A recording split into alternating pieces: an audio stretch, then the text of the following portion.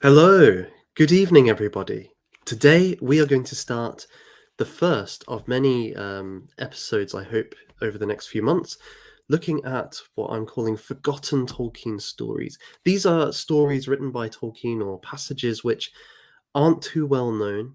Then, most people know The Lord of the Rings, The Hobbit, maybe some more enthusiastic people have read The Silmarillion, but these stories are ones which very few people know about too well.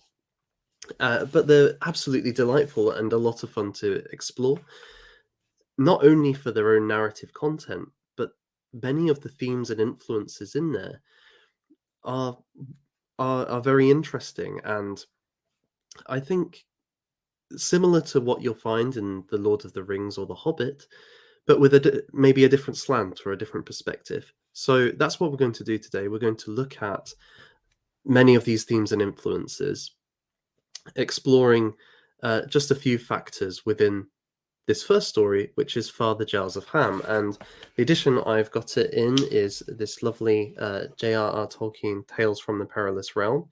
There are many stories in here.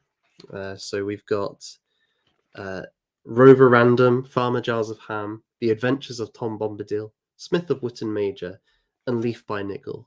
And so we're starting with Farmer Giles of Ham today. Farmer Giles of Ham. Now it's interesting. When I was looking up the history to this story, there seems to be many competing accounts or different datings for the actual development of it. There's a, there's a general agreement in the literature that it has its origins in the 1920s, perhaps 1926 or 27. Tolkien was with his family. They went for a picnic and it came on bucketing rain, and they went for cover under a bridge. And his son John recalls that Tolkien told this story in a kind of loose form or a shortened form. Then he moved on to start developing it over the next few years, and he actually tried to submit it for publication after The Hobbit had been accepted for publication, but it was rejected. Nevertheless, he continued work on it, and either in 1938 or in 1940, again, there seems to be discrepancy amongst scholars, he presented this at an event at Oxford University. At Worcester College, again, there's confusion here. Some say it was a learned society of scholars and historians and those sort of literary experts. Others say it was a student event.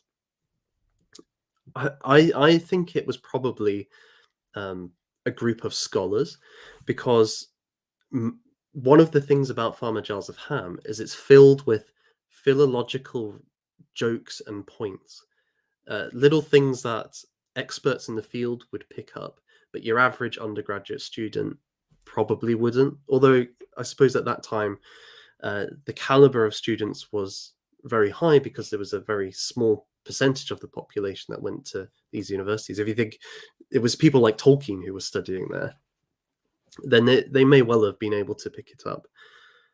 Nevertheless, he presented it there, a version of it.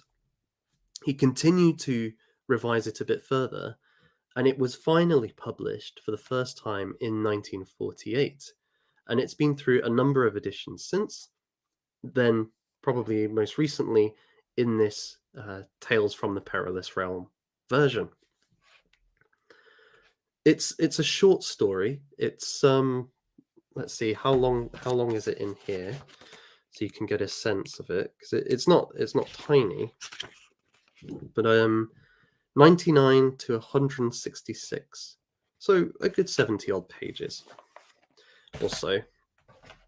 And it reads very much in the spirit of The Hobbit. If you think The Hobbit was written roughly around the same time he was working on this, it has, you might say that's a children's story, but I think Tolkien would much prefer the language of it's a story for childlike or child-minded people who have an openness to the fairy, the imaginative, who want to explore beyond the familiar and recognize something other than themselves in the world. Farmer Giles of Ham has that whimsical,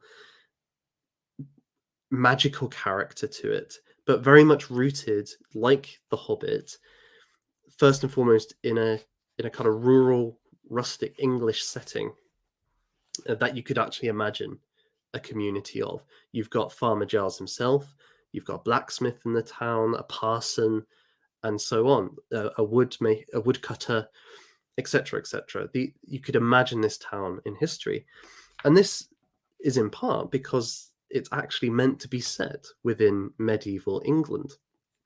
The preface, which Tolkien added later to the for the Worcester College event, he the narrator, who is supposed to be this kind of very dry historian or academic who doesn't really get the magic of the story, just sees it as a fun little tale, but its main importance is its kind of historical setting. Well, he identifies that it was between the reign of Old King Cole and King Arthur that this story takes place. So that would place it between the fourth and sixth centuries. So you're getting a sense that it's kind of in the ancient past when England was just forming, the Saxons had arrived and or or were beginning to arrive, and there's a how we understand modern England today. Its kind of formation is beginning during this point, so it's part of that nation's history. But it's not giving us a precise location in time, and that's important because it then allows for the mystery and the remoteness of the story to have that fairy-like quality. However, um, it it's a bit like the place of the hobbits in Tolkien's Legendarium, because as some of you will have seen on Apostolic Majesty's channel, I've done a number of videos with him on Tolkien's lore, and one of the things that we've been doing is looking at the history of Middle Earth and the influences behind it. And most of the uh, races in Middle Earth make sense within the kind of time periods that Tolkien's drawing upon. You've got the Rohan are quite clearly inspired by Anglo-Saxon and some kind of Gothic elements. You've got the Gondorians, and they have Roman, Egyptian, perhaps even Norman elements to them. But they kind of fit within that ancient world. The Hobbits are a much later addition to the lore, in part because when he was conceiving of his Legendarium, the primary stories, which we find in the Silmarillion, don't feature hobbits. They're not part of the world in its original conception. They're a later addition to for a children's story, essentially. I know there's some references to hobbits in the Adventures of Tom Bombadil, which predates the Lord of the Rings, but they're not a they weren't part of the original conception of Middle Earth, or at least in its broadest scope. And so they're a kind of out of place because they're really a 19th century rural English community, Hobbiton and the Shire. Even their dress sense, their waistcoats, their pipe smoking, their love of tea and scones and jam and all this sort of thing. That's not medieval. It's a Victorian, early 20th century. It's Tolkien's childhood that he's drawing on from Sarehole Mill and other places. This is also the case with Farmer Giles. Farmer Giles has a blunderbuss. Blunderbuss is a crude form of gun which you place ball bearings in and other sharp objects, and it kind of projects them out. Maybe I can show you a picture so you can get a sense of what it looks like.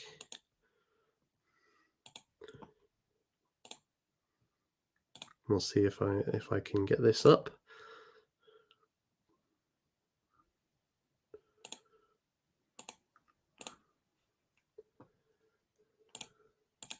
Sorry about this. It's changed the names of things on here, but here we go. There's the blunderbuss. So you can see it's got an open end there for firing out various objects that you put in the front of it. Now, as you can see, this object couldn't have existed between the 4th and 6th centuries in England. So there's a sense in which the the character of Farmer Giles and his community are a transplantation into that time period. So again, we've got this kind of looseness with history, which allows for the mythological and legendary to enter in. So again, like The Hobbit. So with that said, what I'm going to do, rather than give you a chronology of the story, which um, I can't read through the story now, it's going to take too long, and a chronology might be a bit tedious. Rather, I was thinking of taking it thematically, and we'll work through various parts of the story in that way. So I think one of the and I should say as well, if you want to ask questions or comments, and you want a guarantee of engagement, please do send in super chats. It helps to support the channel, and I'm hoping to keep doing this weekly, so it makes a big difference. Um, yeah, the, I should say as well before we get into it, it's the location of Farmer Giles's farm and the village there.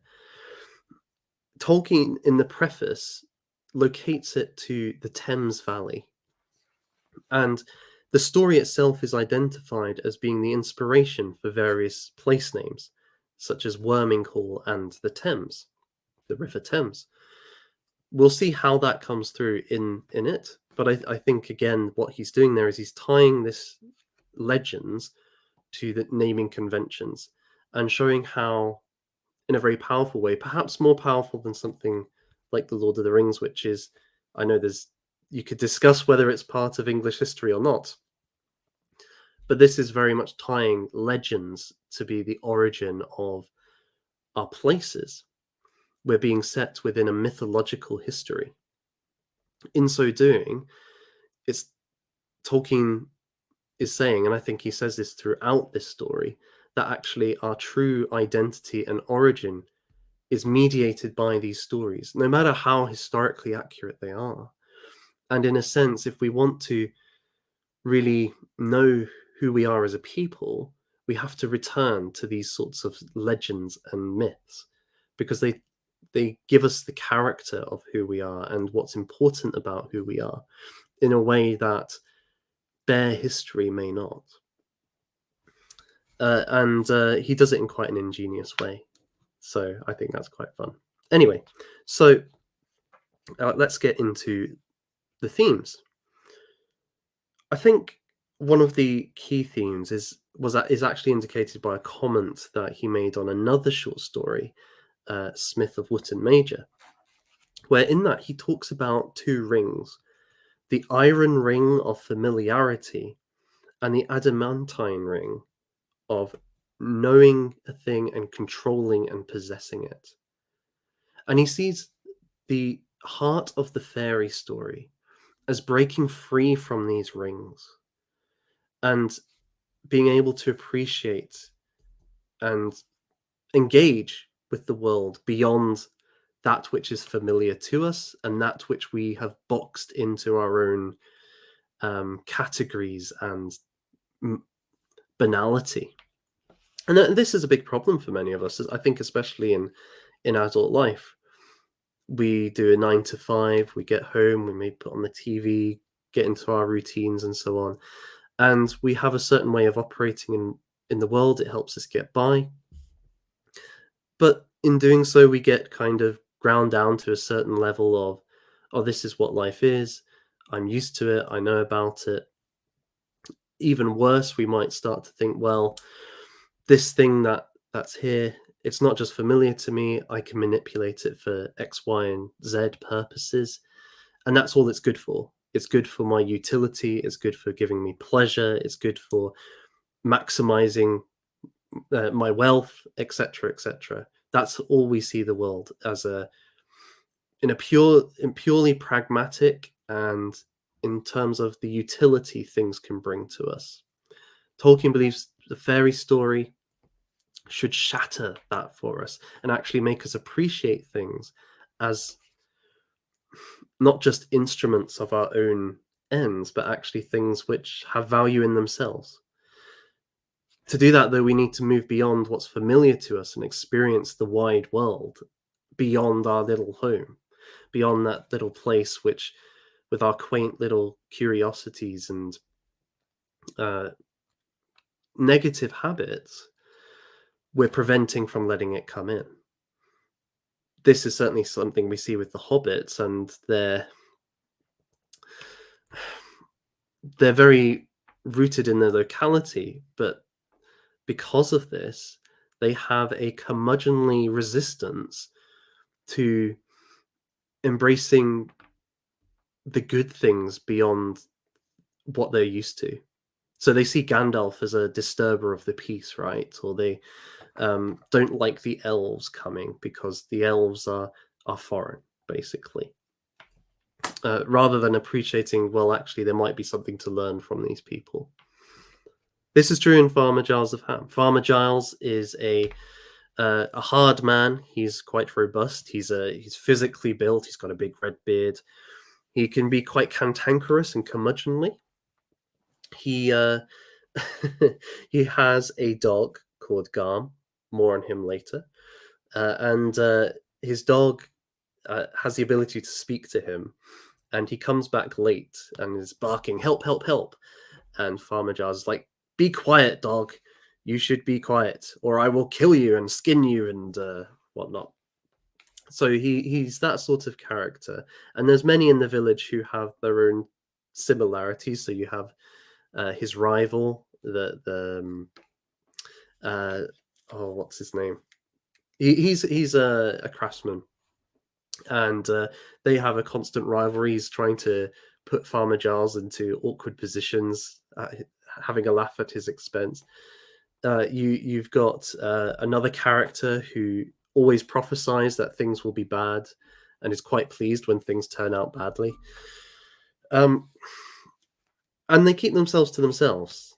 They quite like their village, and they don't want anything else to do with the wider world. Farmer Giles, in particular, as a farmer, does not want trespassers on his land. He has his blunderbuss, and if any trespassers come by, he brings out his blunderbuss and threatens to shoot them. You could see a similarity there with Farmer Maggot. However, one day this isn't going to work because when Garm comes running to the house, what's come into the garden is not just an ordinary trespasser, it's a giant. It's a stupid and deaf giant, an old giant, who's got quite lost on his way home and has started stumbling into the village of Ham. And he starts destroying the crops that Farmer Giles has. Now, Farmer Giles and his wife are a bit suspicious of their dog's pleas because he was out later than he should have been. And nonetheless, he takes heed of what the dog says. He looked genuinely scared and goes out and confronts a giant. Now, Giles is no hero, not at this point anyway. He just wants to protect his land, but he's absolutely terrified. However, in sheer fright, in sheer panic, he shoots his blunderbuss at the giant and falls over, falls on his back. Nonetheless, it was luckily, or by luck, the book says, pointed towards the giant's face, and a sharp object went into the giant's eye.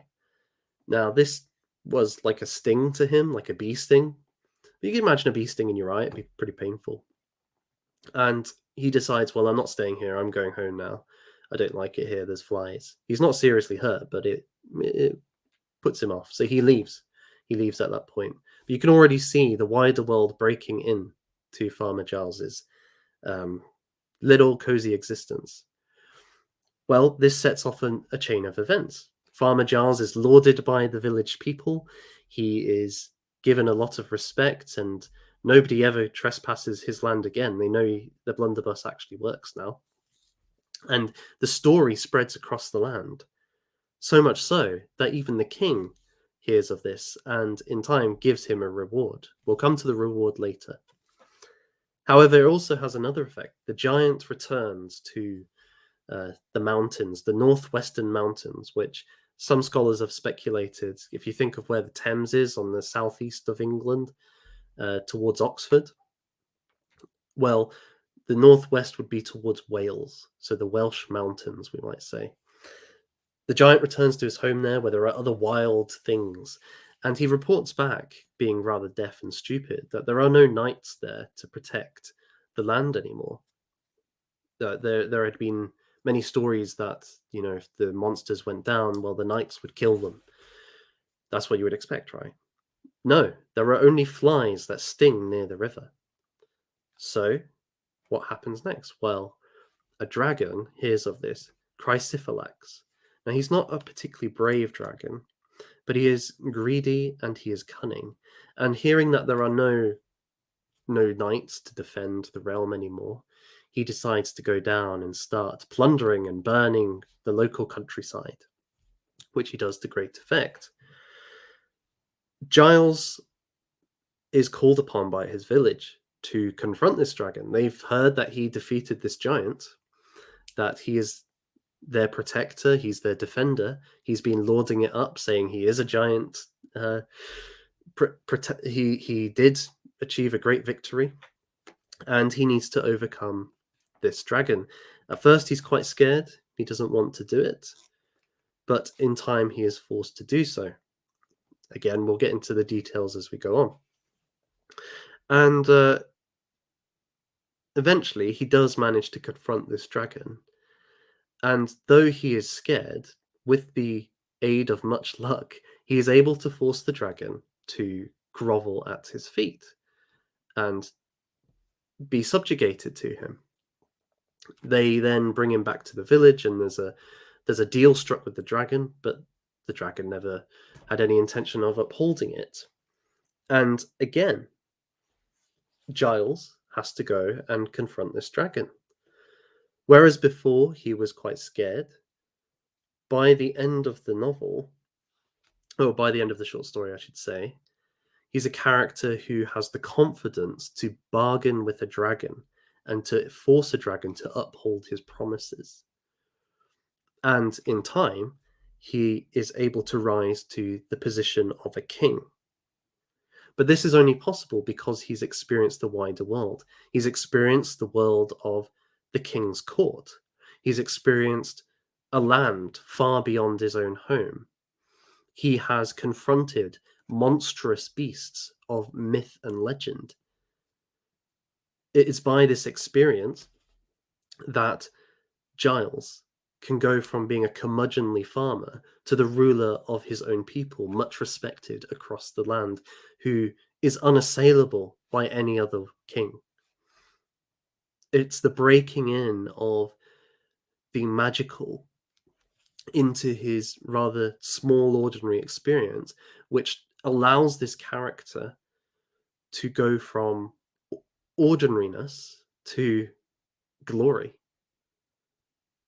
And so I think that's a really important theme in this story, as it seems to be in The Hobbit and The Lord of the Rings, that without exposure to the wider world, without it forcing, well, here's the thing, right? Giles didn't choose this either. It was thrust upon him. The giant rumbled into his home, and if the giant had picked another home, Giles wouldn't have been the hero. But because it was his farm, he had to respond. And then that sets in the chain of events off throughout the story. So, and we see this with The Hobbit. Gandalf places the rune upon Bilbo's door, and all the dwarves come into his house, right? And then he's off on this quest to the Lonely Mountain. In The Lord of the Rings, Bilbo's ring turns out to be the One Ring, and Frodo's in possession of it now, so he has to go on this quest to destroy the One Ring in Mordor. These things are not sought out; they are thrust upon the heroes here, and they have to act. The wider world breaks into their familiarity. The fairy story interrupts the familiar and that which we think we know, but we definitely don't. In this case, it's the form of a giant and a dragon. And perhaps that is quite a disturbing thought, though, and because it's not something in our control. But that's kind of the point. Tolkien saying you don't control the rest of the world. How you think you've got a little tiny view of it. There's so much more you do not understand. There are dragons in this world. You've got to keep them in your calculations. So that's a kind of broad outline. But let's look at some of the influences on the story itself. Well, I've already mentioned that Giles is a farmer. He has quite a long name because people in those days had very long names and honourable names. It is Aegidius Ahenobarbus Julius Agricola de Hammer. I apologise for my terrible Latin pronunciation, which means something to the effect of son of Theseus, Redbeard, ruler, friend to the people from Africa or from Ham. Now, of course, Farmer Giles of Ham, so that would make sense. But from Africa, some scholars have said, well, this could be Tolkien putting a bit of himself here into the story because when he was very young, Tolkien lived in South Africa. So this connection would make sense. Now, he has this dog called Garm, and as Vingle has said in the chat already, Garm is from Norse mythology, that name comes from. Garm was one of the guardians of Hela, or the kind of underworld of Norse mythology. And at Ragnarok, he is supposed to be the one who howls at the beginning of Ragnarok to signify it's going to take place. And he will do battle with Tyr, one of the greatest of the gods, a military warrior, and they will both slay each other. So that shows the quality of Garm, the terror and horrifying brutality of him, that he's able to kill one of the strongest gods, one of the most warlike gods. But this is ironic because Garm in the story is a coward, a rather conceited coward. When he sees a giant, he runs to the house crying, "Help! Help! Help! Help!" When he's out later on, due to his master's benevolence, he sees the dragon and runs back crying, "Help! Help! Help!" And when he's taken along with Giles to fight the dragon, as soon as the dragon's there, he runs off again. Though when the dragon's been defeated, he comes back and is parading and doing somersaults and all this sort of thing. He's a rather funny character, and I should say it's a rather humorous little story. So yes, there's that contradiction there with his character, and indeed he thinks the higher in honor that Farmer Giles becomes as his dog, he should also be honored like Farmer Giles, or at least amongst dogs, he should be honored. So I mentioned that when Farmer Giles defeated the giant, or at least by luck defeated him, the king gave him a reward, and the reward was a sword. This sword was out of fashion at court. It was a long sword with two double edges, and it had runes on it. But nobody used these swords at courts anymore. So it was an old sword, kind of not in use, probably kind of taking up room and cluttering the attic or something. And the king decided, well, we'll give it to Farmer Giles. And to the rural folk, this was a great honor. They didn't know this. They thought, oh wow, Farmer Giles is a sword from the king. Well, it turns out that this sword was magical. This first appears when this dragon, Chrysiphilax, is coming closer and closer to the town, and nobody's willing to go out and fight it. Farmer Giles keeps putting it off. And if we were to make one of these Jordan Peterson sort of points, it would be that, the longer you put off dealing with the monster doesn't help. It's going to keep coming, and one day you will have to confront it. Well, as it cuts to within 5 miles, the sword pops out of the sheath, and it won't go back in. They keep trying and trying, and it won't go in. So the parson who's in attendance at that moment asks if he can take the sword with him, and he is a grammarian, we're told, essentially a philologist like Tolkien. He is able to read the runes and discovers that this sword was once the sword of a great dragon slayer, and it has slain many dragons. And now Giles has this sword, and it will not go in the sheath if there's a dragon within a 5 mile radius. When Giles then confronts the dragon, he waves his sword towards it, and the dragon recognizes it. And when he hears that it is Tailbiter, that's its name, Tailbiter, the dragon submits. There is no fight between them. He just concedes and accepts the demands of Giles. However, the sword itself can fight, and as the bargaining sort of going on, there's a point where Giles waves his sword around to kind of shoo the dragon, and Tailbiter itself hits the dragon right in the wing, damaging its wing, preventing it from being able to fly. You could see maybe two influences here. So the first one I want to draw your attention to is Sting from The Hobbit. Sting, when there are goblins nearby, glows blue as a warning. Well, we can see here when the sword is there's a dragon close by, the sword won't go back in its sheath. So there's a similar dynamic there. But the older references we might want to draw, one is the sword of Freyr in Norse mythology. That's Freyr. And Freyr had a sword that could fight on its own. However, the story goes that he had to give up this sword because he had fallen in love with a Norse giant. I'm sorry, I can't remember her name at the moment. But he falls in love with the Norse giantess. To win her affection, he has to kill another giant. But because his sword can fight on its own, he's asked by those who are kind of challenging him, give up your sword, prove you can actually win her without the help of a sword that fights, and you will receive her. So he does. He gives up this sword.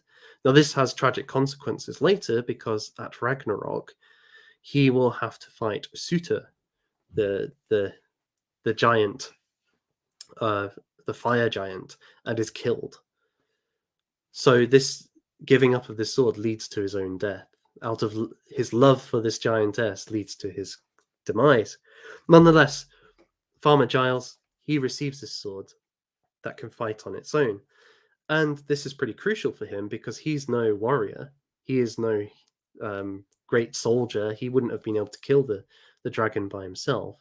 But by having this sword, which of its own volition can slay a dragon, or at least injure it, he has something which gives him the power to overcome it. And we could make various references to other swords in Tolkien's legendarium, such as the sword that Turin Turambar has, that it has its own will, that it has its own agency. The other reference, though, that we could draw is actually is a Christian one.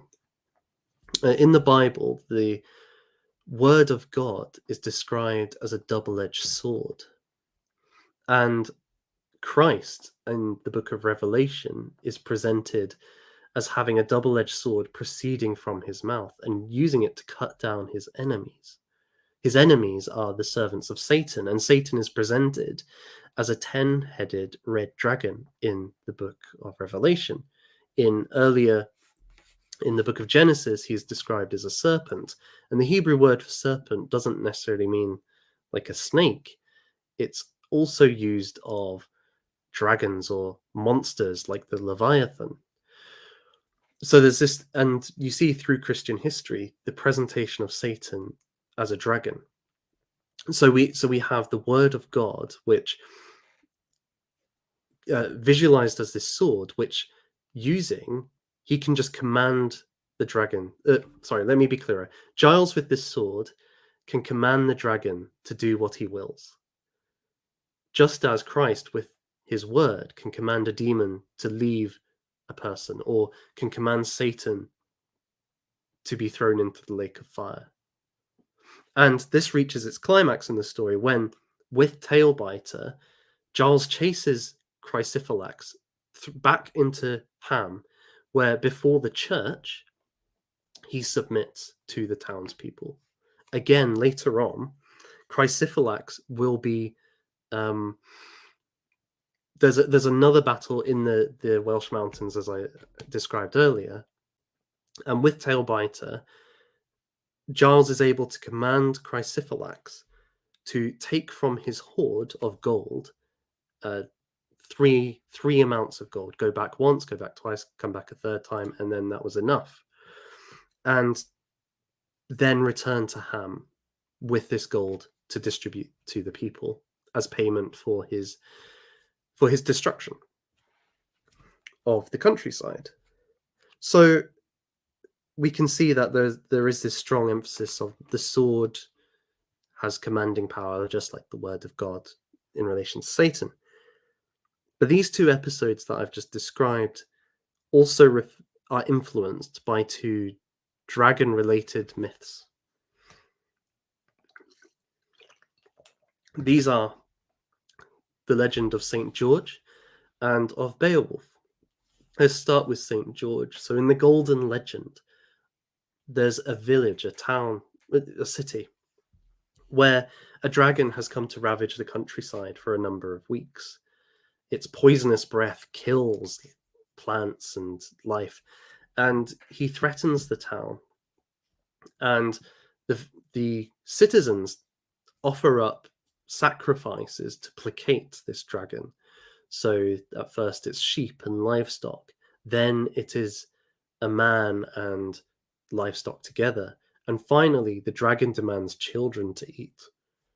Now this is drawn by lots, and eventually the king's daughter, the princess, is drawn to be the sacrifice. So she's put in a beautiful bride dress and placed ready for the dragon to eat her. Meanwhile, St. George comes along the road and asks why she is in such distress. And she tells him, she's going to be eaten by this dragon. And he, praying to God, says, I will defend you. He injures the dragon with his spear and then chains the dragon and leads it through the town. Absolutely humiliated, indeed giving the chain to the princess at one point. He's absolutely subjugated it. He then says to the townspeople, I will slay this dragon if you convert to Christianity, which they do, and then they cut up the dragon into 4 bits. Now, this obviously isn't a direct parallel to Farmer Giles, but what we do see here is Farmer Giles injures this dragon, chases it into town, and it is subjugated before the townspeople. And then at a later stage, after the final battle between Farmer Giles and the dragon, it is chained, it's pulled on a rope, which he's brought with him, and then led back into town and becomes his servant, essentially. I can't think of any other legend or myth that has that parallel as does the St. George one. The other reference is Beowulf here. Of course, at the end of Beowulf, the 3rd act, the king has to fight this dragon. And he's an old man at this point, and he is still a mighty warrior, but this dragon embodies his doom, his fate. He manages to kill the dragon with the help of a companion, but he is fatally wounded, mortally wounded. The whole conflict began when a man stole the cup from the dragon. Then we see towards the end, as Beowulf is dying, he asks his servants to bring out an amount of treasure so that he can see it. And then finally, at the end, the whole hoard of the dragon is taken by the people. This tripartite taking from the dragon's hoard is repeated in Farmer Giles. When in the mountains he has confronted the dragon and he's managed to subjugate it with his sword, he commands the dragon to go and bring treasure with him as payment. He's not there to slay it. He wants to strike a deal with it so it will never come back and get recompense from it. The dragon comes out once, it's not enough gold. Comes out again, not enough. A third time, and it's done. And you see the same thing in The Hobbit. Bilbo goes in once to Smaug and takes some gold back with him. Takes a cup, I believe. He then takes the Arkenstone. And then thirdly, he then takes what's due to him. So this seems to be a pattern for Tolkien. And indeed, actually, just thinking about it, Chrysiphylax's lair has great iron doors on the front, and deep within the recesses are a great hoard of gold. This sounds a lot like Fafnir's domain, which also had great iron doors on the front. So you can see that although this is a short story, the Tolkien's drawing on a lot of legends and influences here, and I think quite consciously he's doing so, which is rather interesting because it suggests it's not just something he penned once for his kids and that was it. He really thought about this and constructed it into the way it is. So we've looked at some of the influences. Let's look at some of the broader themes then. I think a really important one, and we've already alluded to this, is the power of tradition, particularly mythology and legend and fairy story. Giles by himself would not have been able to defeat the dragon. He was quite scared. He was putting it off for as long as possible, and he would have been eaten. The dragon was ready to eat him before it knew he had the sword. He's only able to defeat the dragon when the parson discovers what the runes are on his sword, and thus what sword this is. In so doing, he runs through the town telling the people, this is a sword from this mythology. And the people start singing songs, the old songs which contain this mythology in it. And he then tells Giles this. And Giles, who had been quite afraid, as one would, he's encouraged by this. He feels renewed and vitalized that actually maybe I could do this. Now, in part, this is to do with the fact he's had a few drinks at this point. The story tells us as much. But it's also this, and I mean, that could be a whole discussion on its own. Shakespeare makes the same point with the character of Falstaff, that the sherry or sherry sack, it warms the blood, it empowers us and ennobles us to do things we would be afraid to do when sober.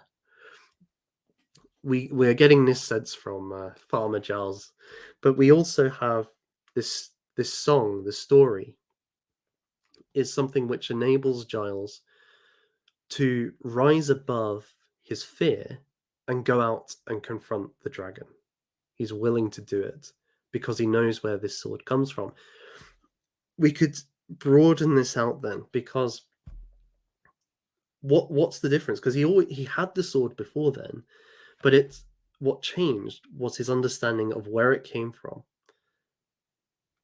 I think you could understand it as he had learnt where he sat within his tradition, within a mythological framework, which indicated the significance of the weapon he had and thus who he was. Before that point, he was, you could say, like a man from nowhere. Okay, he lived in his little village, but he was approaching the issue of the dragon as somebody with no history, a man from nowhere with no perspective. He was just relying on himself, relying on the present. This is typical of modernity, isn't it? We are encouraged to think that we are people who make our own story, who come up with our own answers as to who we are and why we're doing what we're doing. This is what capitalism sells us, right? It says, you can be anything. You can be anything. We will sell you the kind of person you are. And then through our purchases, through our economic activity, we can define the meaning of our lives. And indeed, it's not just that, it's not just the choice of identity that we can engage in self-expression and actualization, but also that we can be like nobody that's ever been before, that we can go and change the world. But for this to exist, for this kind of framework to exist, we have to come from nowhere. We can't have previous traditions and loyalties and a history behind us, because then, well, there's nothing to sell us anymore.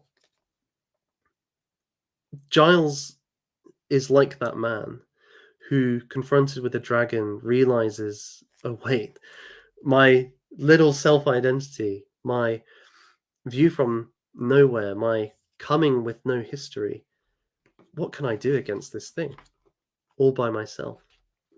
When he learns about the power of this song and hears this sword and hears the voices of the villagers singing the songs, he realizes that he is coming from somewhere, that this sword does have a history. And indeed, it's through understanding its history that we know it's able to kill dragons. From our tradition, from our reconnection with that sacred order, which gives vitality to our customs and social order, we're able to overcome something like a dragon. It's returning to those old stories and myths that gives us the power to do so. Without them, we are helpless, like Giles. This is in part the importance of Tolkien identifying this story as the origin of place names. So tame, as in Thames, comes from Giles taming Chrysiphylax. Worminghall, or Wormingham, is the village that Giles sets up as his kingdom, or the capital of his kingdom, and it's, the dragon home. By doing this, Tolkien is placing within English history, within a mythological origin. And he's saying, actually, okay, this is a little fun story, but it's pointing out that if we as English people do not return to those myths and legends which are the origin of our culture, we are not going to be able to deal with the monsters of today. At the moment, we do it from a very present point of view. We analyze ourselves, we analyze our situation, what weapons we have to hand, and we try to deal with it. Totally cut off from the past, totally cut off from that living tradition by which actually gives us the power and courage to overcome this thing, because by it we can see how they've been overcome in the past. And we're going with a power not of ourselves, but of a sword that can fight for itself.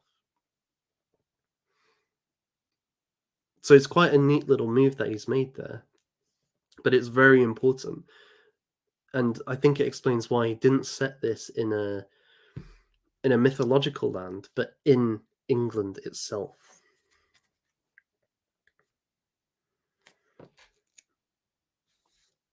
This is connected to a second theme, I think. And it's reflected in the fact that the context that he delivered this this story in was Oxford University, Worcester College. And he's trying to make a a lot of points about the state of academia during his period. The preface is supposed to be written by a scholar, and he's trying to make fun of the editor here, essentially. The fake editor, the fictional editor of this story, who, rather than seeing the value of the legend as the moral character or the that magical aspect of Farmer Giles defeating a dragon, right? The enjoyment that we might draw from that. For this scholar, it's the origin of a place name. That's it. We see within the story that there's this joke made about how these scholars at Oxford, have defined a blunderbuss in a certain way, which would rule out Farmer Giles's blunderbuss. But nonetheless, he has one, so their definition is wrong. The king and his smith, they have this sword, right? This great sword that's key to the defense of the nation against dragons, and they have all forgotten what this sword is, who this, its importance, and none of them can read the runes on it anymore. It's a little country parson who's able to do so, but the country parson, being able to read it with his knowledge of original languages, is able to unlock a mystery which is key to the salvation of his people in a way that the high and mighty scholars at the court are not able to. Why? Because it's not in fashion anymore. Tolkien's making a very pointed remark in some ways that, okay, we can have a little fun with it in this story, but actually the tendency to follow prevailing fashions in academia, to go with movements because they're in vogue, rather than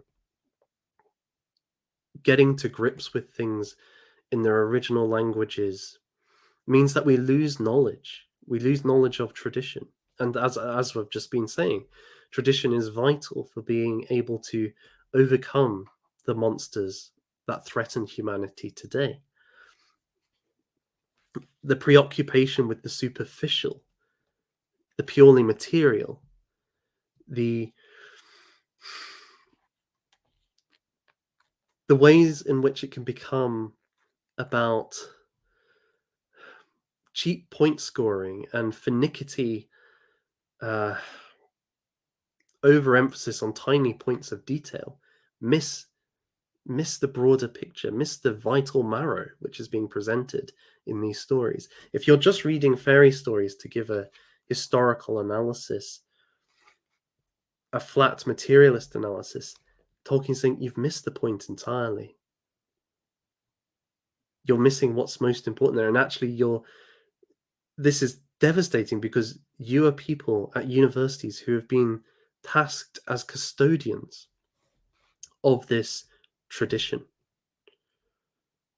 That is your job, essentially, and you're neglecting it for something which is in vogue today, but isn't going to help you deal with a dragon.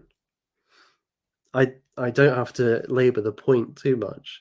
Many of you will know what that's like today in the universities and how fashions, well, we see it in terms of funding, in what posts are being highlighted, who's eligible for appointment, what courses are being taught, and how they're being tailored towards certain agendas and ideas, how older forms of study are being neglected and dying out, if not directly attacked. In so doing, things like Norse mythology, okay, we might study it from a historical point of view, maybe it's literary merit, but is anybody teaching at university the vital essence and magic of Norse mythology or Christian theology? I doubt it. What about Arthurian legacy? Probably not. This is this is um this is what Tolkien's taking aim at in part through this story. And again, it ties into this modernist rootless view from nowhere materialism, where we just analyze things on that level, not on their deeper meaning. This is manifested in a more pronounced way in the hypocrisy and shallowness of the knights of the kingdom. The knights of old, we are told, slew dragons. That's how they made their name. Indeed, one of the knights who did this was the previous owner of Tailbiter. However, in recent times, there had not been a dragon for 100 years or so. And so the knights had no longer been in that business. Instead, it used to be custom on Christmas Day every year that a knight would be selected, and it would be his job to go and slay a dragon and bring back the dragon's tail, which the assembled folk would eat, the king would eat. Given there are no dragons, now a chef makes a mock dragon tail made out of chocolate and icing cake. And the knight walks this chocolate cake in, and they all agree it tastes much better than dragon tail. The superficial replacing the substantial. This theme is continued throughout the rest of the story. When the dragon Chrysiphilax first attacks, the king calls on his knights to go and confront it. That is their job. No, they keep putting it off. They say they'll get round to it, but every day there's an excuse. They'd rather talk about etiquette and the rules of being a knight. This is repeated again when, after Chrysiphilax returns to the mountains, the king orders his knights to go out and slay this beast to recover his gold. The knights go out and are taking a rather lax view of this. They are playing songs, they are talking about etiquette rules, all the way up to and being very loud with it, so all the monsters in the land know that they're there. And finally, when they get towards Chrysiphilax's cave, they're so busy talking about etiquette, they're so busy ready to pronounce their challenge to the dragon, that he swoops down and kills most of them, and the rest run off away from the dragon. These characters are masquerading as knights, as it were. They have the form of a knight. They have the external trappings of a knight. They have the right armor. They follow the right rules. They follow the customs, but none of them have any substance behind them. They do not have the life of the knight, the character of a knight. You might call them LARPing, that they want the prestige and reputation which comes with it, but there's no substantial change to who they are to match that aesthetic. So when a dragon comes, they don't do their job. They're too busy concerned about the superficial aspects of being a knight, replacing what it should be. And indeed, by doing so, those superficial aspects become hollow. So like, they don't eat dragon's tail anymore. They eat a chocolate cake which looks like a dragon's tail. That's precisely who they are. By contrast, Farmer Giles, by the end of the story, is a knight, even though he doesn't look like one. He's a farmer. He's a yeoman. He's got a big bushy beard. He doesn't have the armor of a knight. When the villagers can persuade him to go and confront Chrysiphilax, he doesn't have armor, so they have to stitch onto a leather jerkin various bits of mail, chain links, and he has a little helmet which isn't very, very robust. And over the top, he wears a leather coat and a hat. He's not the picture of a knight. When he and the knights go off to fight Chrysiphilax in the mountains, he doesn't have a tent. He doesn't have any provisions. And indeed, the other knights, well, they kind of laugh at him and make fun of him and exclude him from their festivities. But he's much more of a knight than they, because he is willing to confront the dragon. He overcomes the dragon. Unlike them, he's got practical sense. He's Giles isn't waiting to offer a challenge to a dragon. He's not concerned about rules of etiquette. He's concerned that there's a dragon there and he wants to deal with it. Not necessarily to kill it, but to make sure it never comes back to his land, never trespasses on his community again. We could put it like this, that the knights are too concerned about being knights, whereas Farmer Giles is concerned about slaying a dragon. And as a consequence, he's more of a knight than they ever will be, even though he doesn't look like a knight. This, I think, gets into something we could connect with Carlyle here. Carlyle, in his book on heroes and hero worship, defines the idea of the great hero as one who is absolutely sincere in their devotion to the transcendent and to the highest. And this takes various forms throughout history. So he mentions the Prophet Muhammad, Oliver Cromwell, Napoleon Bonaparte, and so on. Now, none of these figures shared doctrine together, right? Cromwell and Muhammad had different religions, as did Bonaparte.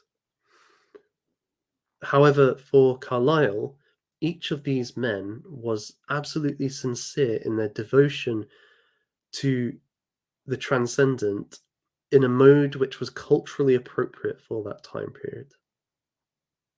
He says as much of Dante as well. So Dante, in terms of medieval Christianity, in terms of medieval Catholicism, was a great man whose devotion to that was absolutely sincere in his Divine Comedy, right?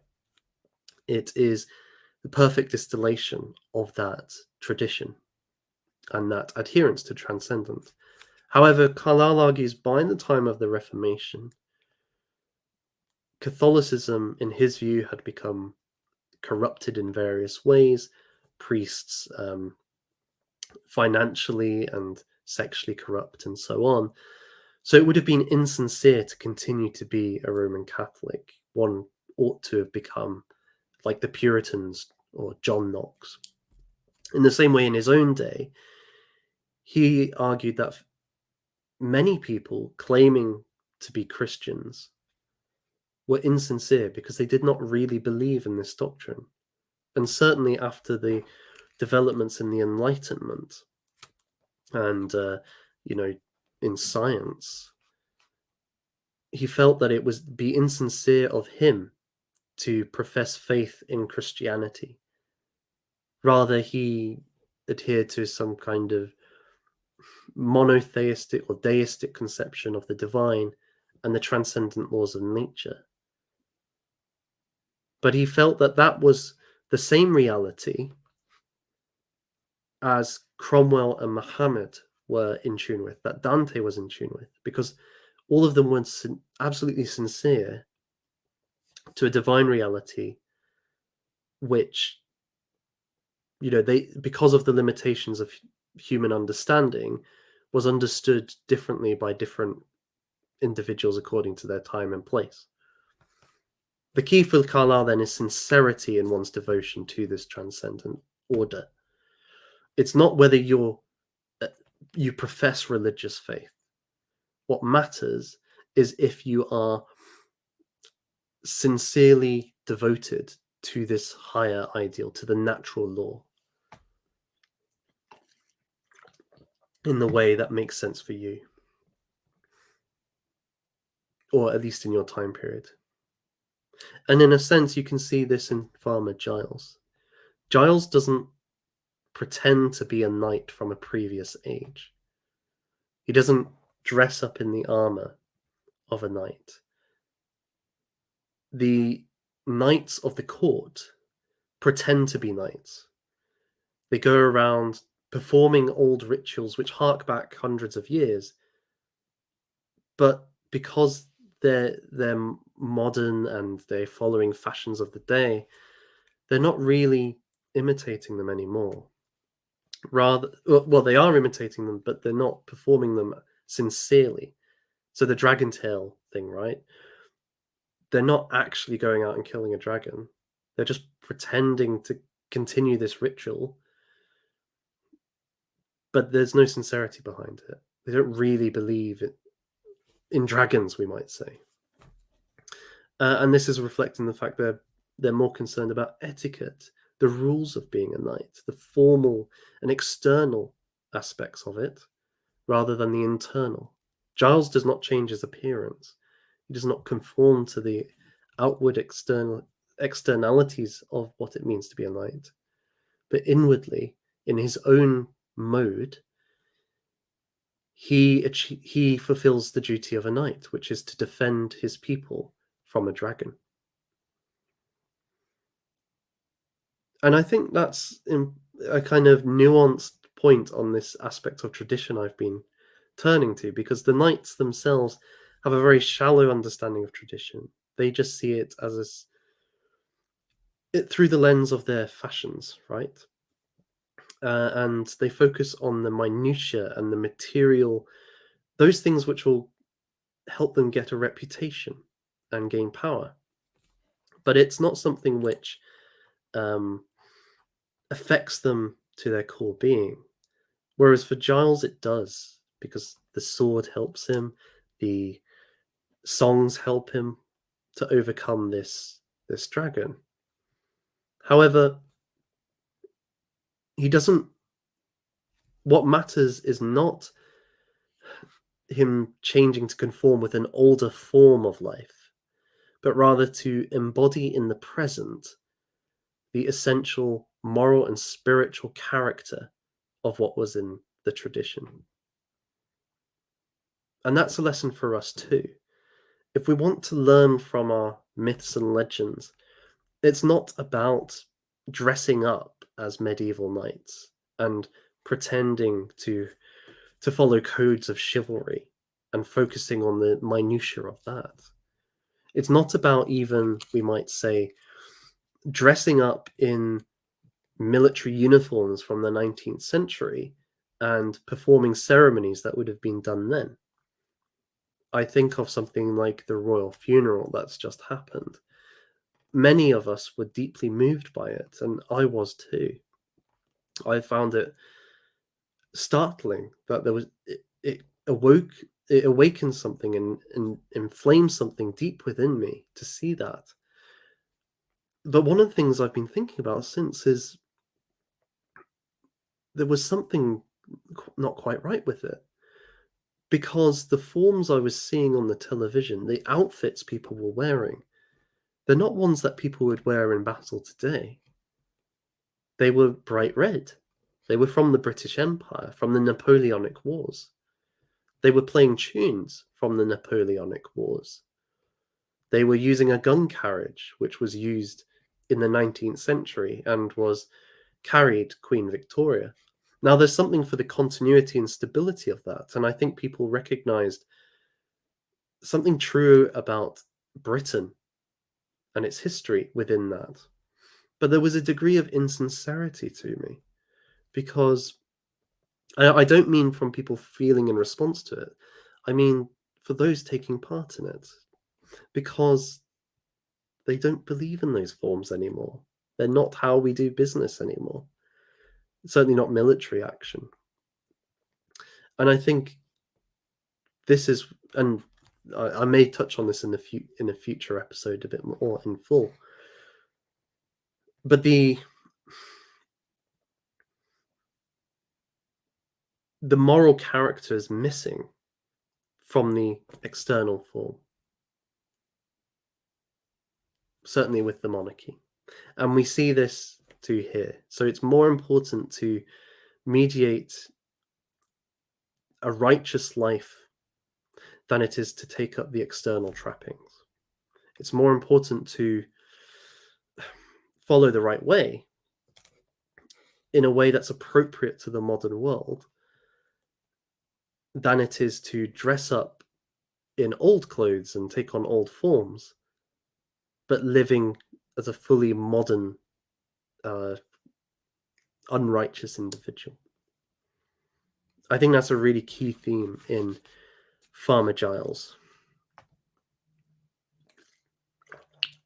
But Tolkien makes some other points because Giles is not your traditional hero. He's not an Achilles or a Beowulf who will stride into battle and slay their foes with courage and grit. He's a farmer. He's somebody who's not used to these situations. He's quite like Bilbo or Frodo at the start of their stories.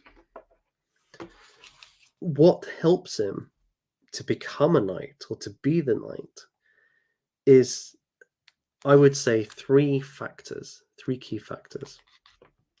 One is what the book calls luck. Throughout the story, we're told that Farmer Giles benefits from a good degree of luck. He's lucky that when he sees the dragon at first, he just fires in sheer panic. The giant. He just fires in sheer panic. He's not ready. He's not able to aim it in any particular direction. He just, startled, without thinking, fires. But he was lucky, we're told, because he was aiming in the direction of the giant's face and thus lands a hit. He's then lucky that the king and the court have completely forgotten about the meaning of the sword there, and so give him this sword. In so doing, he is given a sword which is capable of slaying a dragon. He's lucky that this sword can fight on its own and thus injures the dragon. He is also incredibly lucky that when they fight in the mountains, his horse is seemingly lame. We'll get to the horse more fully in a minute.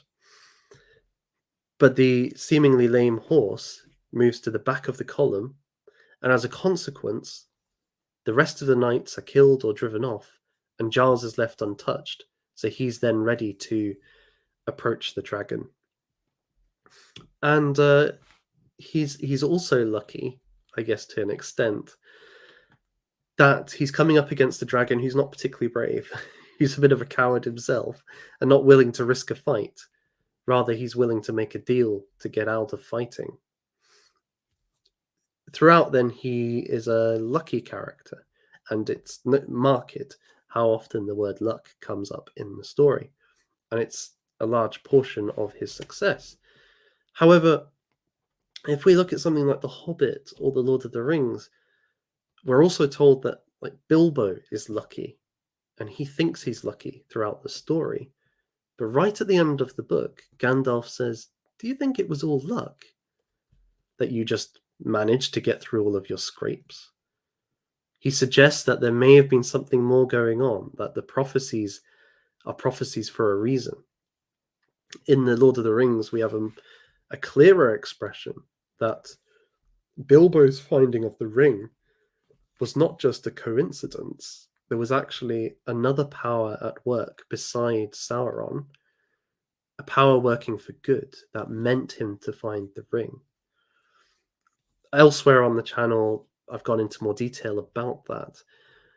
We don't need to go into it fully here because I don't think it's helpful. Tolkien doesn't kind of explore this too much within this story.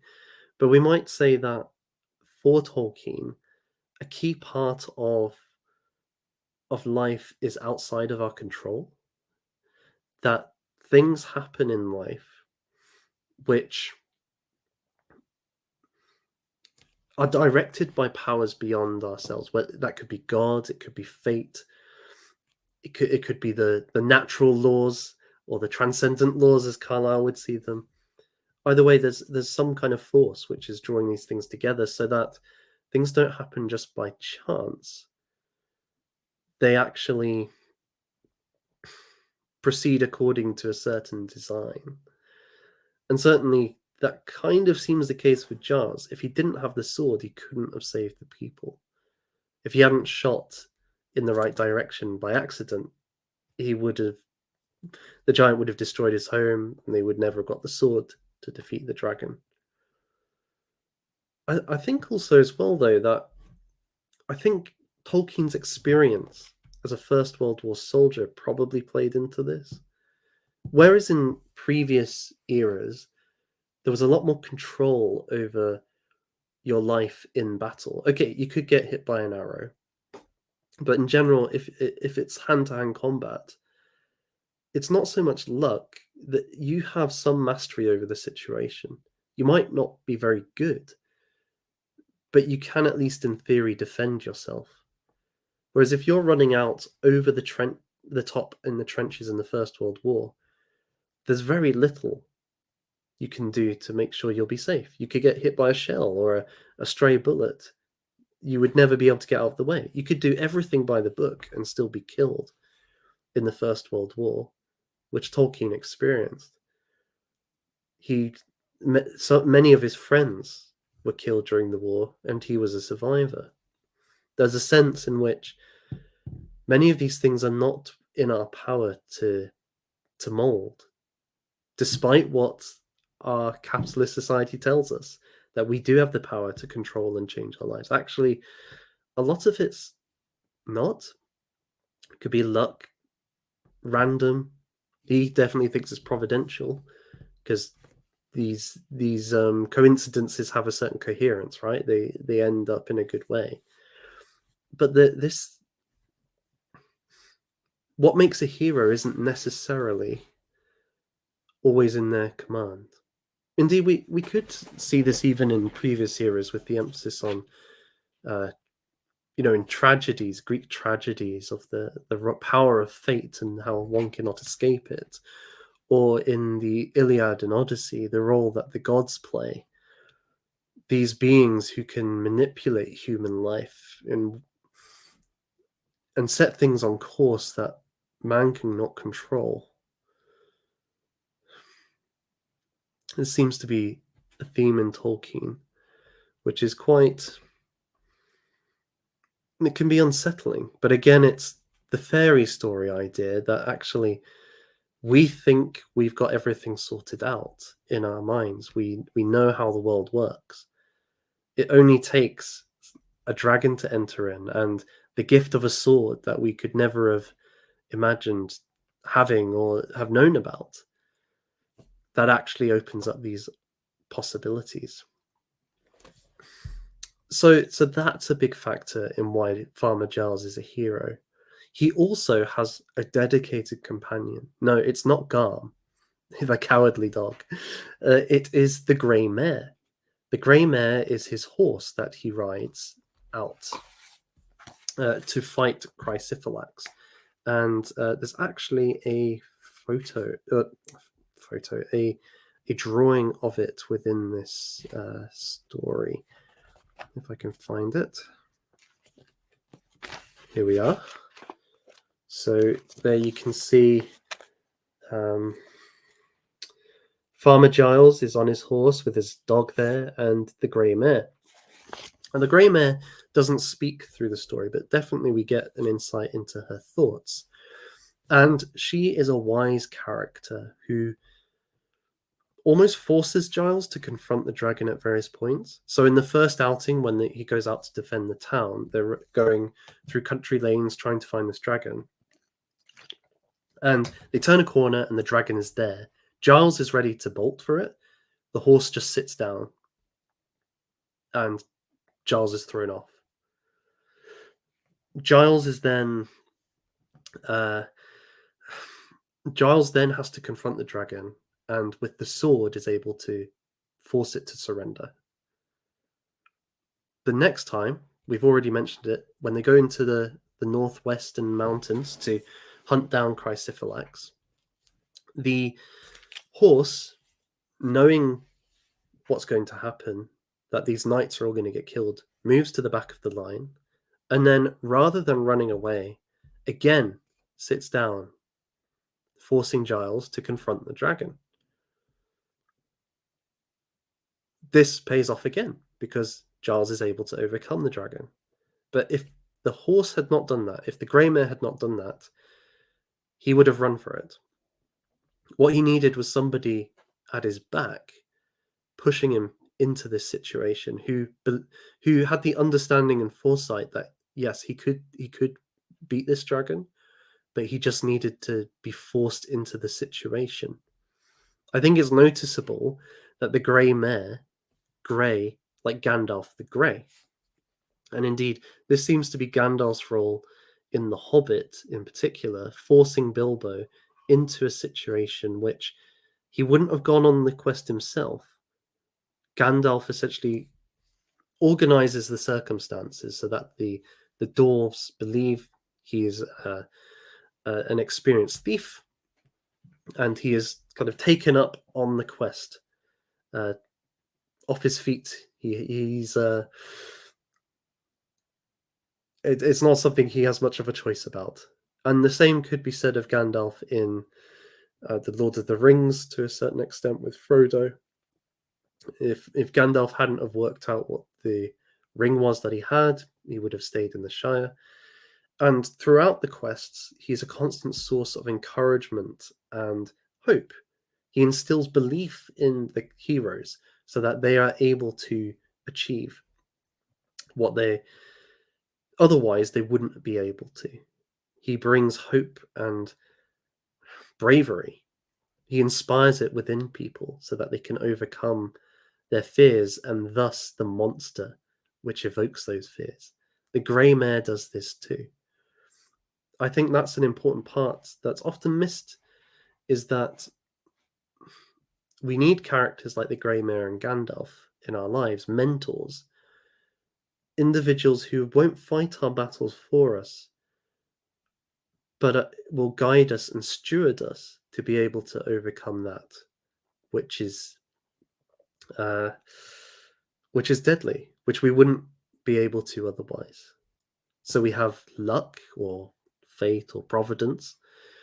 We have the support of a companion. And finally, we have Farmer Giles's own prudence. Farmer Giles is not a stupid character. He's quite canny and he's got his wiles about him. You could say he's quite a practical character who seeks his own advantage at various points. Kind of that if you've ever read like the Brothers Grimm's fairy tales or Hans Christian Andersen, that sort of folk wisdom, he seems to have a good deal of that. He doesn't let a good situation go to waste. He makes the most of the fact that he scared off the giant, even if it was a complete accident, and gets a lot of good reputation through it. When it comes to the dragon itself, he doesn't try to be a knight and challenge it in the formal way. He somewhat surprises it with his sword and then commands it to relent. He then, when they get to the northwestern mountains to retrieve its hoard, again, all the others are fled or killed. He commands the Chrysiphilax to pay what is due, and he is good at bargaining. The text makes a point of this, that he's not one that will back down at the market. He will get what is his due. And so he forces the dragon to deliver a good quantity of gold. However, he doesn't push it too far. Most of characters, when you've got a sword which is deadly and the dragon is scared of it, may be inclined to try and take all of the dragon's wealth. But Chrysiphilax begged, "Please don't take all of my wealth. I will lose all respect amongst the other dragons.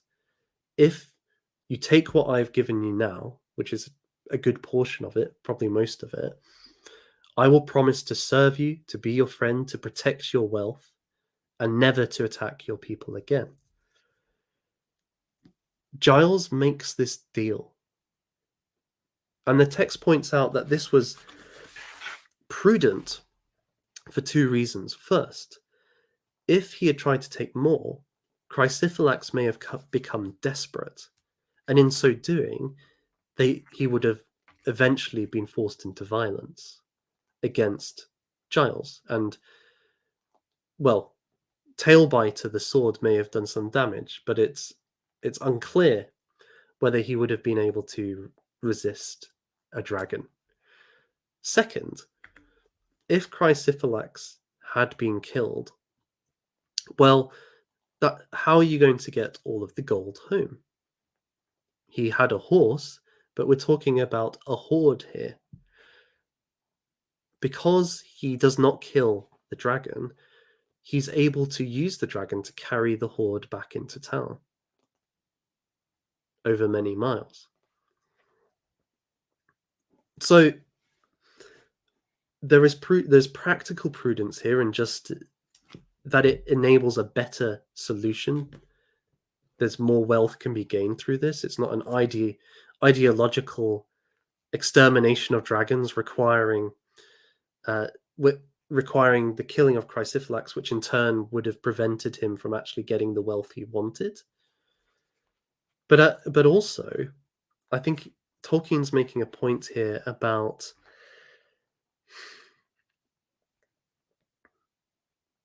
how to treat an enemy. We've seen in previous kind of streams with Apostolic Majesty and Todd Lewis on Praise of Folly podcast, which, if you haven't checked out, guys, you should check out both of these channels. They're absolutely fantastic. Tolkien has a strong emphasis on mercy in his stories. This is particularly the case with Frodo, who at the beginning of the story, when talking with Gandalf, laments the fact that Bilbo didn't kill Gollum and when he had the chance. Gollum's a villain. He's somebody who wants the ring and will kill for the ring. He's given up the secret that Bilbo had the ring, and so the Black Riders, the Nazgul, are coming after the hobbits in the Shire. So it's a shame, isn't it, that Bilbo didn't kill him? Gandalf rebukes him and says, "We do not know. Well, firstly, who are you to take a life? There are many who live who deserve death. There are many who die that deserve life. Who are you to make that decision? Furthermore, who knows what the future holds? If there is this divine power that Gandalf was referring to, it may use Gollum in a certain way to fulfill its end and be the instrument of victory." When Frodo actually confronts Gollum for the first time, he does feel pity for him and does spare his life. Later, when they are captured by Faramir and taken in Ithilien, Frodo actually offers his own life in the place of Gollum when it is discovered that Smeagol has broken into the Forbidden Pool, which carries the penalty of death. His initial act of mercy is what enables the quest to be fulfilled, because at Mount Doom, Frodo is defeated by the ring. He gives in to it, and he would not have destroyed the ring. Gollum, in his completely fallen state, attempts to take the ring by force from Frodo. He attacks him and bites off his finger, and in absolute jubilation slips and falls to his doom in the fires below, destroying the Ring of Power and thus defeating Sauron. It turns out then that Frodo's mercy towards Gollum was critical, absolutely essential for the quest to succeed. If he had not been merciful towards him, not only would he have never got to Mount Doom, he wouldn't have found it, the secret way through Shelob's lair and Cirith Ungol, but he couldn't have actually destroyed the ring.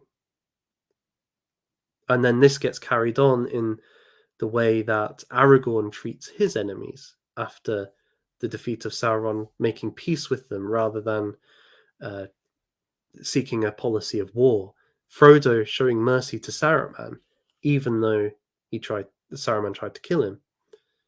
Tolkien, in one of his letters, explains that Frodo's quest was one to save humanity. It wasn't just about the Shire. It was actually to free from the yoke of Sauron all peoples, even those who were in his service.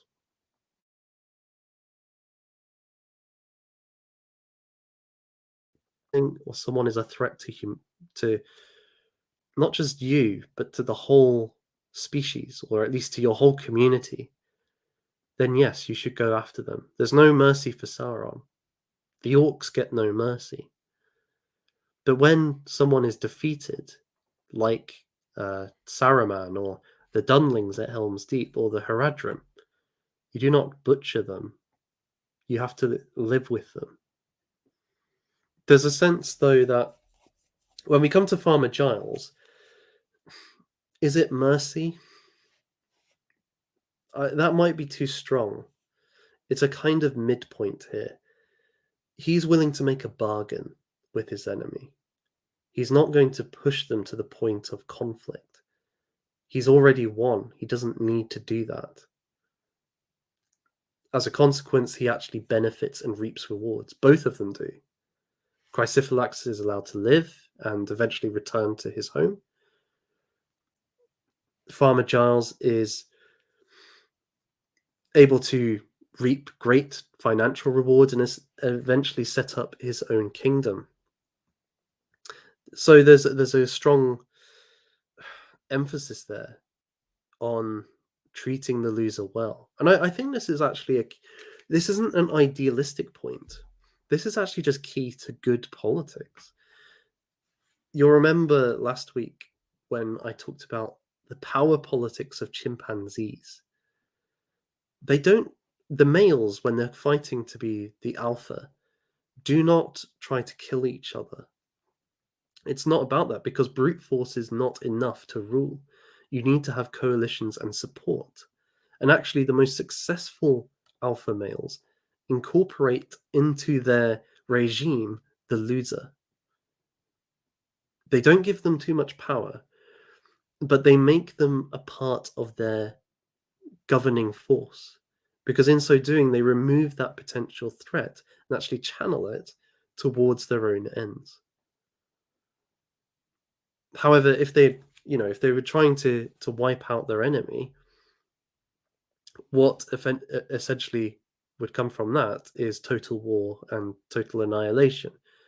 And they actually threaten their own power base in doing so, ripping apart their own community. This is something that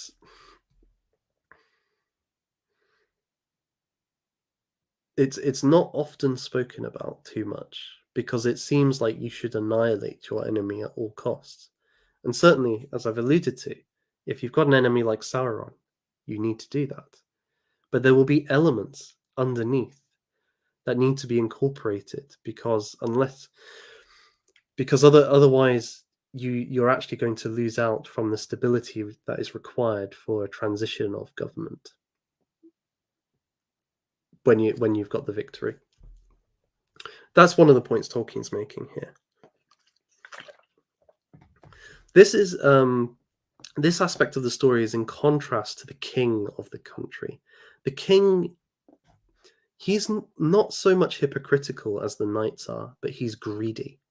When he first hears that when Chrysiphilax is first defeated, he's chased into town by Farmer Giles, and the village people come out into the town and they start trying to make deals with Chrysiphilax.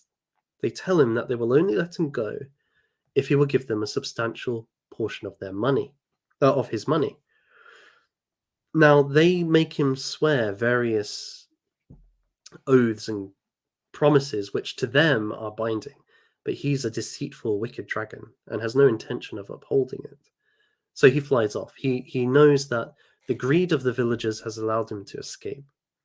The king hears about this deal, comes down with his court to this village, and essentially says, "It is my right as king to receive most of this hoard. You will receive a bit of it." So he takes something which he really has no right to. He did not work for it. It's not part of his right as taxes. This is something extra he just wants the coffers from, in part because the exchequer is totally empty. At the same time, he and his court totally use up all of the resources of the community. So they're a parasite. They suck up things which are not theirs. He then, totally angered by the fact that the dragon hasn't returned, sends the knights and Farmer Giles to go and recoup the money, sending them into a perilous situation. Farmer Giles returns, but he does not take the money back to the court. He keeps it for himself and his community. The king is angry, and with his servants, he goes to confront Giles and demands payment. In turn, Giles demands the crown, and the king orders his servants to attack. Well, Giles now has a dragon on his side, and the dragon appears and frightens off the king and his servants. What we see here is a picture of a king who is greedy, who the king would have died against the dragon, because if he had been up on the mountain, he would have demanded everything from him. Whereas Giles is willing to take what he is owed, but not go too far. And this is a theme we often find in Tolkien. The character who knows his need and due, who knows his place in the world and what burden he can bear, what portion is his right, but doesn't exceed the bounds of proper and due order, who respects that there may be creatures higher than him, does well. They flourish. Whereas it's the creatures who go beyond what is their right, who try to usurp the appointed order of Iluvatar Eru, the god of Middle-earth. They are the creatures who fall into wickedness and ultimately self-destruction, whether it be Morgoth, Sauron, Saruman, Lotto Pimple. And the king is like that too. His greed, his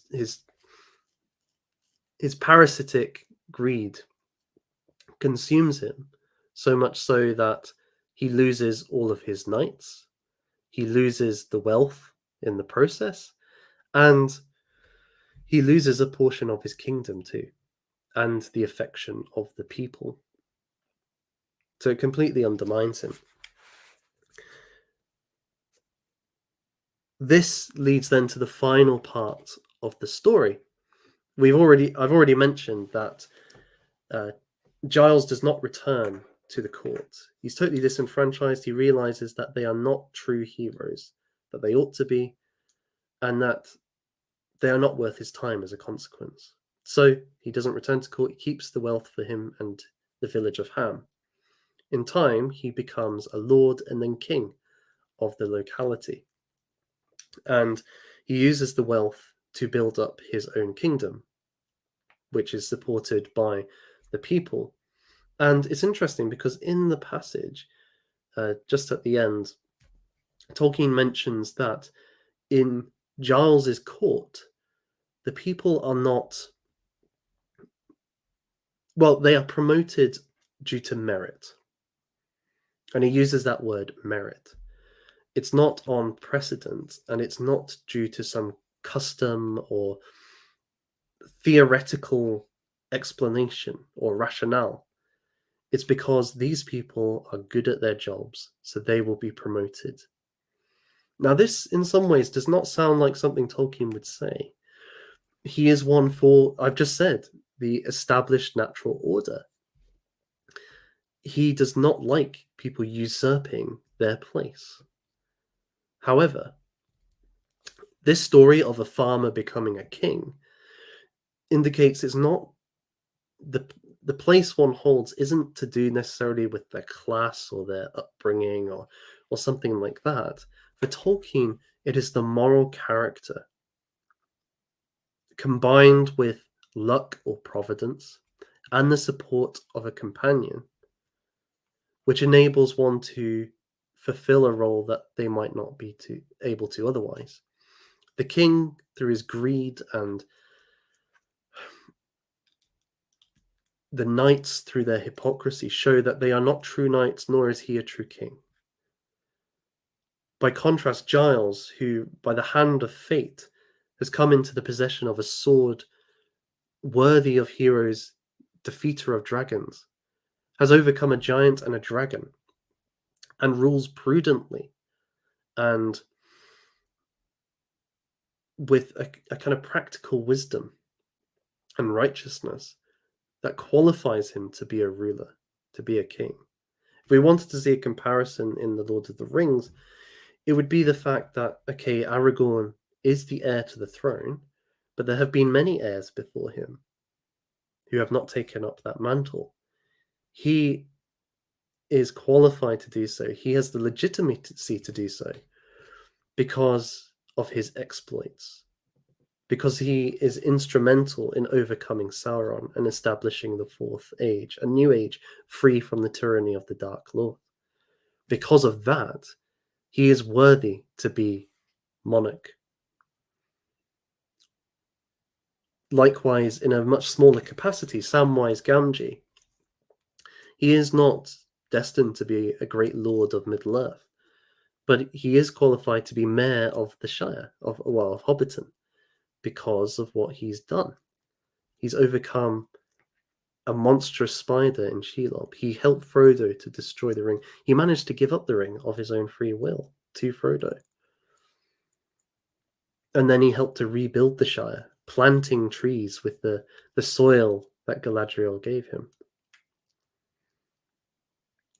He is much more of a mayor than Lotto Pimple could ever be, who sold out the Shire for a quick buck out of greed, interestingly enough. There's a sense in Tolkien, and again, I think we're coming back around to this Carlylean idea that offices are really a reflection of the hero. Or we could say monarchy, for example, has its roots in loyalty to a hero. That we see a great man doing great exploits who is totally sincere in their devotion to the transcendent order. And something naturally within us compels us to trust and throw our loyalty behind this individual. And so we are willing to obey them and serve them and follow them, just like, the relationship between a king and his servant or his knight. But over time, if it's just a matter of inheritance, for example, these individuals may not be heroes anymore. And so the office loses its vitality. It becomes stale and sterile and superficial. And what's needed is a hero to refresh that office. Giles does that. Aragorn, in his way, does that. And they're able to do that because they have the hand of fate,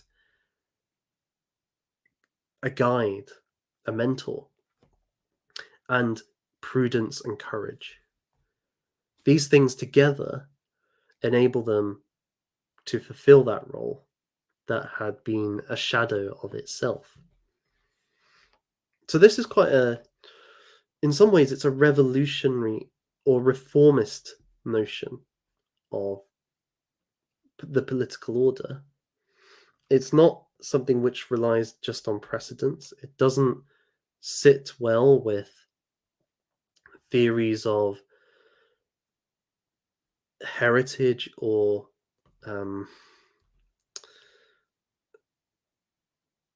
even things like democracy, right? Where, okay, you've got the most number of votes, therefore you should be the ruler, even though you're not a hero or a good leader or anything like that.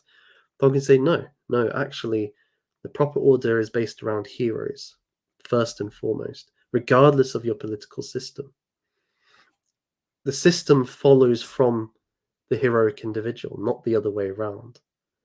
And too often, we try to make a system first rather than follow a hero or a leader first. in so doing, we create a sterile social and political climate, which prevents us from actually rising to dragon slaying proportions. So there's this tension within the work, because on the one hand, we need a return to tradition, and it's only through the traditions and past histories, legends, and myths that we can find the vital knowledge, the sacred origin that gives our society meaning and the ability to overcome its monsters, the threats to humanity itself. On the other hand, this shouldn't be tied to fixed external forms, whether that be the clothing or the rules of etiquette, the ceremonies, even the political order. Rather, it should be tied to the hero who embodies the spiritual and moral character of those myths and legends. In that individual or individuals, we have a clearer manifestation of the mythological than somebody who's a king but morally vapid, who's greedy, who's hypocritical, who follows the fashions of the time, who does not care for the tradition that they are custodian and steward of, and is out for their own reputation and monetary gain. These are all things I think that we can see in Farmer Giles of Ham, which, as I said, is a fun story for the childlike and open-minded. So, on the surface, these deep themes may not be there, but I think once you read it, you can see what gives the story weight and narrative impact is that it's dealing with some quite complex ideas in ways that go beyond, perhaps, even The Lord of the Rings and The Hobbit, because in those stories, you don't get someone like a farmer becoming a king. But that might in itself be due to the genre in parts. While those are what would you call them? Well, they're epics. At least Lord of the Rings is an epic. The Hobbit is an extended fairy story. This is more like a fairy story in the vogue of George MacDonald. So it may be more common, something like Jack and the Beanstalk, a yeoman overcoming a monster and ascending through that. That's quite common in English folk tales. So it's more in that vogue. But the fact Tolkien wrote that sort of story, I think, is indicative of and that he seems to justify Giles rebelling against a king and taking on kingship of his own. That to me, that was the most shocking and interesting part of the story, because it's not something I expected from Tolkien, and it's quite a turn in the story. So with that, thank you for listening. Let's see, we've not had any super chats, I'm afraid. I'll have to go hungry this week, but we'll see what people have been saying. So hello Vingle, good to see you, and thank you for your comments throughout. It's always good when I've got somebody who knows the lore in the chat who can feed in these things. So yeah, you mentioned Garm being the Hellhound, and he is an extremely funny character, and I like as well how Tolkien doesn't treat him like another human being, but tries to imagine the limited world of a dog and then use that to make jokes. So, for example, he knows he's scared of Giles when he's angry, and so he thinks everybody will be scared of Giles when he's angry, including a giant. So he's not worried about the farmer when he goes to confront the giant, because he thinks, oh well, he's super scary, right? So the giant will be scared too. Hello, Blacklisted. West Ham or East Ham? Neither of them, I'm afraid. It is Worming Hall or Wormingham. Let me see if I can get the right name here.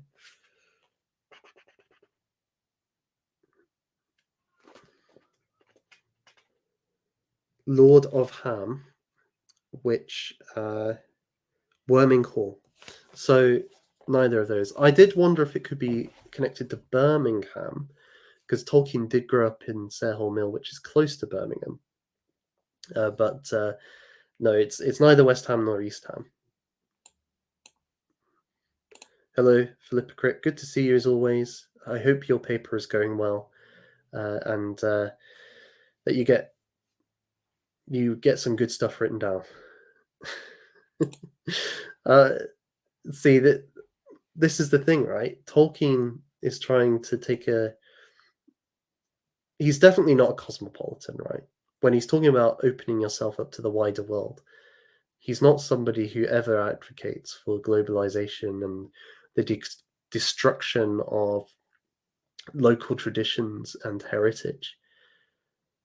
He is, however, suspicious of a sort of folky simplicity which closes itself off from the unknown, from the deeper things in life. Because I mean, certainly having lived in kind of country places, I've met people like that who might say things like, you know, I remember the Brexit vote, and I spoke to somebody who's like, "Oh, I'm not going to vote for that, vote in that because, you know, it doesn't mean anything to me. It's a waste of time."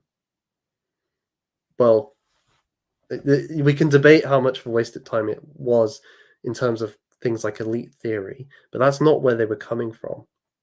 It was more that kind of grug attitude, not seeking to rise above the mundane and ordinary things of life. And I think that's what he's trying to attack here. That actually there are realities beyond just what we see, beyond our own simple ways of thinking. And it's worthwhile actually opening ourselves up to these, because they will force their way in whether we like it or not. Hello, RCW. It is a cheap water bottle, I'm afraid. Hello, Duke Valentino. Thank you. Very kind. Raspberry Treacle. Good to see you. Flora B. Nice to see you. You are late like the White Rabbit. One day we'll get round to the Matrix on this channel, I'm sure. Universities, it's the long march into the education system. They hate intellectualism because they think it excludes some people, which it does. That's true. That's true. Yes, and I think as well there's a certain there's a lot of funding behind these things now in the universities. A lot of scholarships and money for research is dependent upon following these ideas, so that's key. There's also the aspect of it's fashionable, so it gets attention and it makes elevates people's reputation to be in vogue, whereas more kind of traditional approaches they don't seem to gain the same sorts of attraction. So that's that part of it too, and that matters for things like publication, because journals want articles which are relevant, as they will say. So you need to then be addressing current trends more and more. Snoozy Lose, hello, welcome, sir. Makes one think of the late Middle Ages, where individuals paid yearly fines rather than become knights. All of the trappings, taking energy away from their own affairs. Indeed, that's a very good point. It's this idea that, well, and Giles is like that at the beginning. He doesn't want to go and face the dragon, and he seeks to avoid it at all costs, even though the villagers treat him like a knight. It's the moral fortitude that one needs to be that sort of person, a hero essentially. But many people have the status of heroes without being heroes. Good, good, good to hear, Ludovicus. I hope you will be getting into more of them in due course. Don't give them ideas, please. Hello, Biaki. Good to see you as always. And Lady of Shalott. Lovely to see you. I hope you're doing well. You'll be off to unpopular opinions very soon. So, with that, just a bit of advertising before I head off. On Saturday, I'm going to be doing a live stream on Ted Kaczynski's Unabomber Manifesto, responding to aspects of it. This, however, is going to be a members only live stream. I'm planning to do one a month. So if you want to be a part of the conversation, if you want to engage with this text, then you'll need to become a member. Both membership settings are that will be able to access it, and it is in part because if you're able to give more, that's much appreciated. If you're able to give anything, that's much appreciated. And then beyond that, next week, next Tuesday, I will be streaming again. I stream Tuesdays now, 7 till 9. And then on Saturday, again, this will be an open stream, a public stream, a week on Saturday, and I might have a special guest to be discussing something about the character and nature of political YouTube and the dissident right. So that should be very interesting. Anyway, I hope to see you on Saturday. Until then, please get into Farmer Giles. Please leave your comments about what you think about the story and the themes. And yes, I hope you have a good rest of the week. Till we meet again, God bless. Bye for now.